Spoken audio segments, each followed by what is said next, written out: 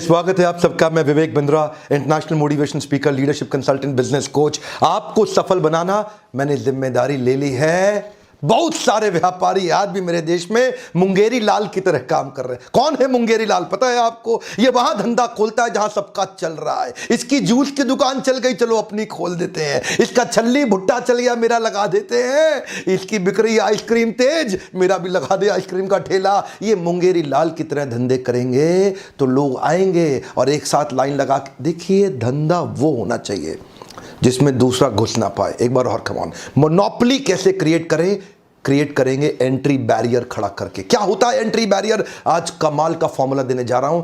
Highway पे जाओ, एक कचौड़ी वाला चल जाता है, 50 और आ जाते हैं। एक मोमोज वाला चल जाता है, 50 और आ जाते हैं। एक छल्ली वाला चल जाता है, 50 और आ जाते हैं। क्या हो रहा है ये देश के अंदर? ऐसे धंधा किया जाता है। हमारे देश के व्यापारी सब मुंगेरी लाल बने हुए हैं।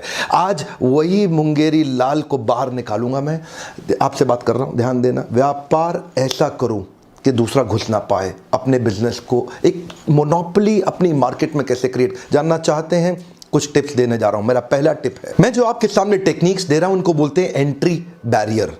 क्या कहते हैं? Entry barrier. अपने व्यापार को कुछ ऐसा बना दो कि दूसरा वाला पीछे से घुस ना पाए। ये देखिए, ये नीला समुद्र है, ये लाल समुद्र है। इधर सब के सब आपस में लड़ रहे हैं। इसने एक बैरियर क्रिएट किया, ये आगे निकल गया, बाकी पीछे रह गए। अपने व्यापार में आगे निकलना चाहते हो? सारे टिप्स देखना ध्यान से। ये आगे निकल गया, बाकी पीछे, आपस में एक दूसरे कट थ्रोट। क्या बोल रहे हैं?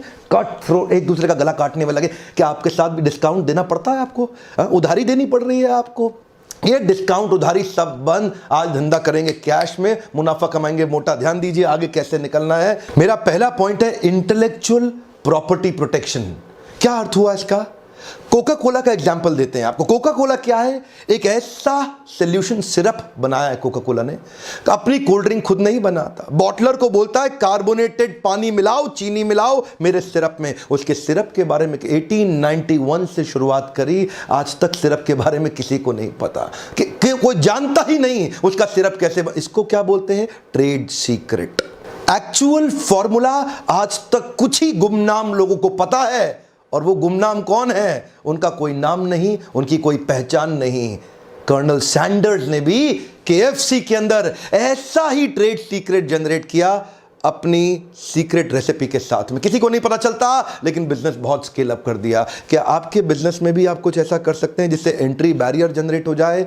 कुछ एग्जांपल आपके लिए तुरंत अप्लाई होंगे, कुछ आपको सोचने पड़ेंगे। मेरा अगला पॉइंट सुनिए, पेटेंट एंड लाइसेंसेस।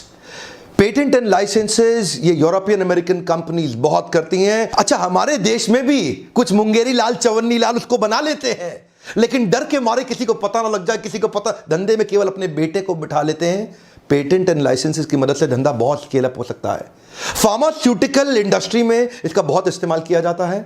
एक्चुअली ये ओनर को एक राइट देता है, जिस राइट के चलते कोई दूसरा कॉम्पिटिटर उस प्रोडक्ट को ना तो बना सकता है ना बेच सकता है।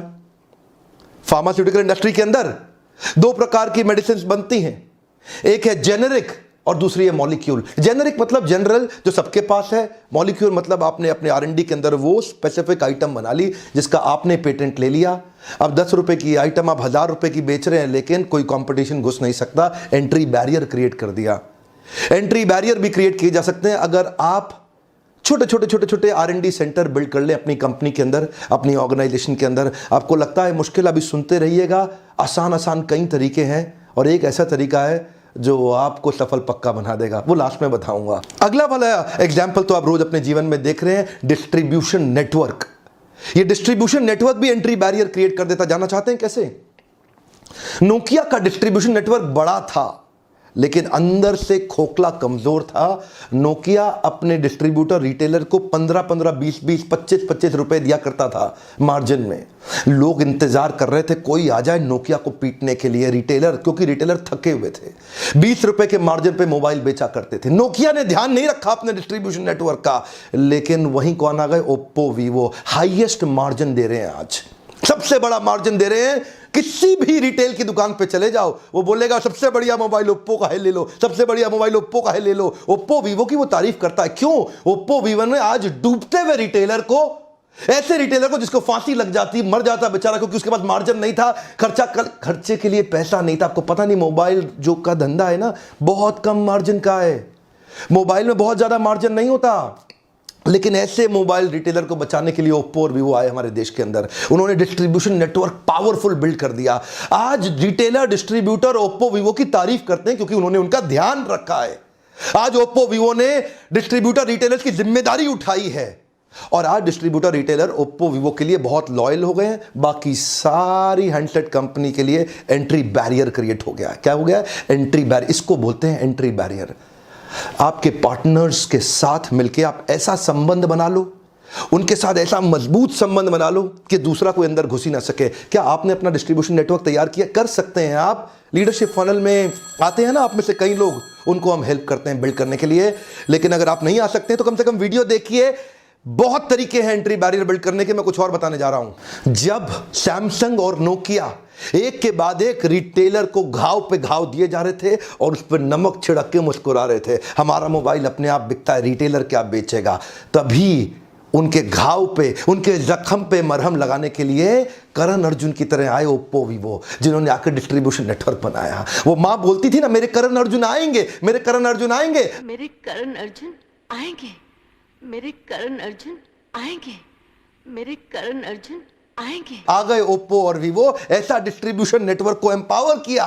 एक एक रिटेलर बोला, देखो देखो हमें बचाने वाले करण अर्जुन आ गए हैं। ओप्पो वीवो की इंटेलिजेंस देखिए, डिस्ट्रीब्यूशन नेटवर्क को इतना एम्पावर किया, रिटेलर उनका साथ दे। क्यों नहीं देगा? क्योंकि उन्होंने रिटेलर को बचाया है। डूबते हुए रिटेलर को ईमानदारी से इज्जत दी है, उसको सपोर्ट दिया है। इसीलिए आज एंट्री बैरियर आ गया, इतना पावरफुल एंट्री बैरियर। अपने पार्टनर्स को मजबूती दीजिए, ये लर्निंग है ओप्पो वीवो से। अपने पार्टनर्स को मजबूती दीजिए, एंट्री बैरियर क्रिएट हो जाएगा। अगला मेरा पॉइंट है एक्सक्लूसिव राइट्स। जिस भी व्यापार के आप अंदर आप हैं, आप देखिए कोई इंटरनेशनल प्रोडक्ट ऐसा है कि जिसका आप एक्सक्लूसिव राइट लेकर के अपने देश इंडिया के अंदर उसका डिस्ट्रीब्यूशन क्रिएट कर सकते हैं। इनफैक्ट कई मोबाइल फोन हैं जो फ्लिपकार्ट और अमेजॉन पे अपने एक्सक्लूसिव राइट देते हैं माल बेचने के लिए, और मार्केट के अंदर हंगामा। देखिए क्यों? क्योंकि एंट्री बैरियर क्रिएट हो गया।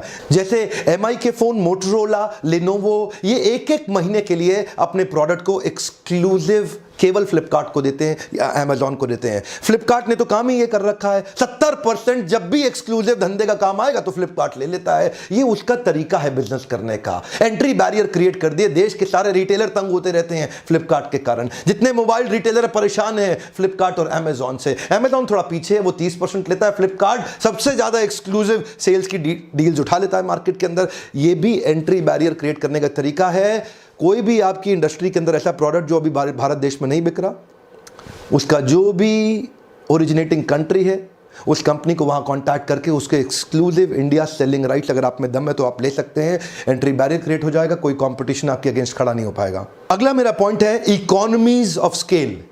इससे भी एंट्री बैरियर क्रिएट हो सकता है। इकोनॉमीज ऑफ स्केल का मतलब क्या है? माल इतना बेच दो, इतना बेच दो, इतना बेच दो, इतना बेच दो कि वॉल्यूम के कारण आपकी प्रॉफिटेबिलिटी बढ़ जाए, चाहे भले ही मार्जिन बहुत थोड़ा सा क्यों ना हो।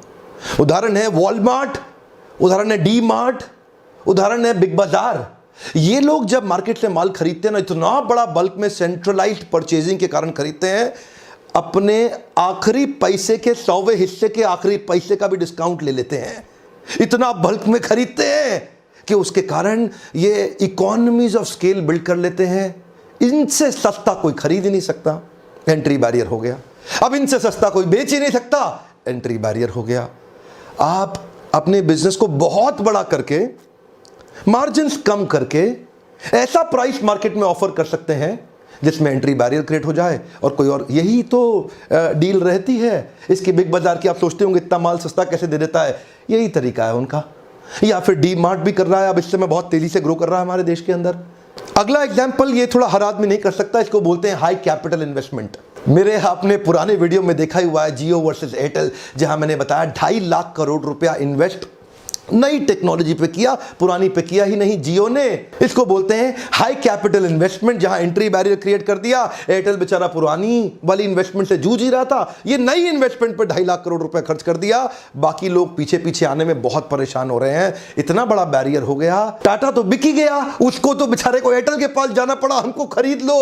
और उधर से वोडाफोन और आइडिया में चल रहा है। अब ये दोनों सोच रहे हैं हम दोनों एक हो जाते हैं, क्योंकि अलग अलग ये जियो से लड़ नहीं पाएंगे। जियो ने ऐसा एंट्री बैरियर क्रिएट कर दिया, 13 मोबाइल नेटवर्क सर्विसेज की कंपनी हो गई थी, अब 3 ही रह जाएंगी, फिर सब गिर के सब नीचे आ गए। क्यों? Entry barrier. जियो के आते ही हंगामा हुआ देश में। अगला मेरा पॉइंट है प्रोप्राइटरी टेक्नोलॉजी, और एग्जांपल मैं दूंगा आपको माइक्रोसॉफ्ट विंडोज का। माइक्रोसॉफ्ट विंडोज के कई वर्जन हैं, सारे वर्जन अगर आप देख लें तो उनका मार्केट शेयर आज अबाउट 90% है। No doubt, Bill Gates has 90% gross margin also because of the proprietary technology. Therefore, he is the richest billionaire in the world. Richest billionaire in the world. जानते हैं क्यों? इसी को बोलते हैं एंट्री बैरियर। आपके लिए थोड़ा आसान तरीका, एक्सीलेंट कस्टमर सर्विस। एग्जाम्पल बहुत हो सकते हैं, लेकिन मैं जुबिलियंट ऑर्गेनोसिस की company called brand Domino's pizza, more than 60% market share organised industry के अंदर, delivering piping steaming hot pizza at your doorstep in less than 30 minutes और फॉर फ्री। क्या एक बार और, 30 मिनट के अंदर पिज्जा आपके घर पे, नहीं तो फ्री हो गया जी, फ्री हो गया। ये जो डोमिनोज ने एक्सीलेंट एक्सपीरियंस क्रिएट किया ना, एंट्री बैरियर हो गया। दोबारा कई पिज्जा वाले आए, आधे बंद हो गए और आधे सर्वाइव करने के लिए सांस फुला रखे हैं, पिज्जा टाइम से पहुंचा नहीं पा रहे। इसको बोलते हैं एंट्री बैरियर। मेरा अगला एग्जांपल है ब्रांड इक्विटी। वैसे इसके ऊपर मैं 2 वीडियो ऑलरेडी डाल चुका हूं, पर एग्जांपल आज जो मैं आपको दूंगा वो है एमसील। एमसील एक्चुअली क्या है? एक ब्रांड का नाम है। एमसील प्रोडक्ट का नाम नहीं है। एक बार और, सिनोनिमस ब्रांडिंग का एग्जांपल है। देश का नमक टाटा, ठंडा मतलब कोका कोला, नूडल मतलब मैगी, एडेसिव मतलब फेविकॉल। आज इतनी सारी सिनोनिमस ब्रांडिंग हो रखी है, उससे एंट्री बैरियर जनरेट हो जाता है। एमसील ने भी एंट्री बैरियर जनरेट कर दिया। एमसील होता क्या है? एक्चुअली प्रोडक्ट को बोलते हैं एपॉक्सी कंपाउंड, लेकिन प्रोडक्ट के बारे में किसी को नहीं पता। वो ब्रांड इतना पॉपुलर हो गया कि प्रोडक्ट एपॉक्सी कंपाउंड का नाम तक किसी को नहीं पता। एंट्री बैरियर हो गया। जिसको खरीदने की जरूरत पड़ेगी बोलता भैया एमसील देना, भैया एमसील देना। कभी नहीं बोलता एपॉक्सी कंपाउंड देना, भैया एमसील देना। एंट्री बैरियर हो गया बाकी सारे ब्रांड्स के लिए। आपने वो पुरानी एड देखी थी, जिसने देखी हंस हंस के लोटपोट हुआ था। क्या बोला? वो मोटा सा हट्टा कट्टा लड़का अपने पिता से बोलता है 2 जीरो और डालो, 2 जीरो वसीयत में और डाल दो। वो पिताजी की बेचारे शरीर छोड़ने ही वाले थे, लेकिन वो जीरो डलवाया जा रहा था नीचे साइन करा के। तभी एक बूंद टपकी और पहले का 1 मिट गया। एक टपकती बूंद आपकी जिंदगी खत्म कर सकती है। वहीं एमसील फेमस हो गया, एक एंट्री बैरियर क्रिएट हो गया। अगला मेरा पॉइंट है लॉयल्टी बियॉन्ड लॉजिक। और आपको पता है ना, मैं हर पॉइंट के पीछे केस स्टडी देता हूं।